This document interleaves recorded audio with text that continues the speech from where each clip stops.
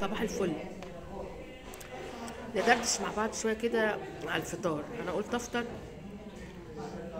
عشان اقدر امشي لان انا تعبانه النهارده. انا بس عايزه اسال شويه اسئله وما تزعلوش.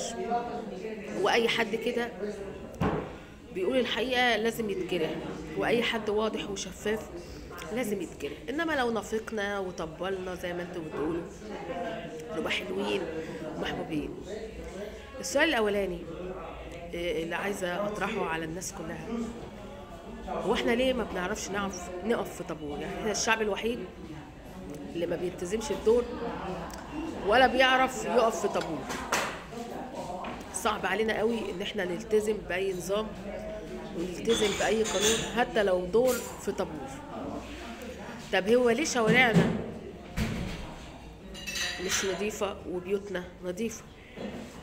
ليه هو نفس الانسان بذاته لما يكون بره مصر بيحافظ على الشارع اللي هو ماشي فيه، وجوه مصر بيبهدل الشارع وبيبهدله هو نفس البني ادم؟ لان هتقولوا في قانون صارم بره. مش بس القانون الصارم واللي بينفذ، لا خالص، ما هو القانون مش هيمشي وراك خالص. في ناس حريصه على نظافه شوارعها. يعني لو انت ماشي بره مثلا في اوروبا ورميت حاجه في الشارع هتلاقي 1000 واحد واحده يقول لك ده غلط ويبهدلوك. تمام؟ هيبهدلوك. انا اسفه، انا قلت لكم ان انا بفطر وقلت ادردش معاكم وانا بفطر. يبقى اول حاجه احنا شعب لا بيحترم نظام ولا بيعرف يقف في طابور وما بيعرفش يحافظ على نظافه الشوارع بتاعته.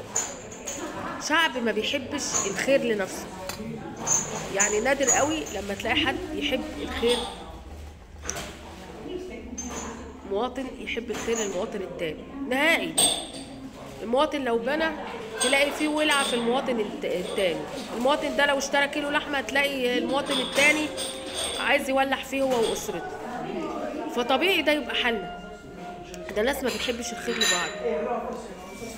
هتقدروا تنكروا ان احنا كل حاجه بنخلصها بالرشوه والفلوس علشان نخلص بسرعه وما عندناش صبر، وعلشان كمان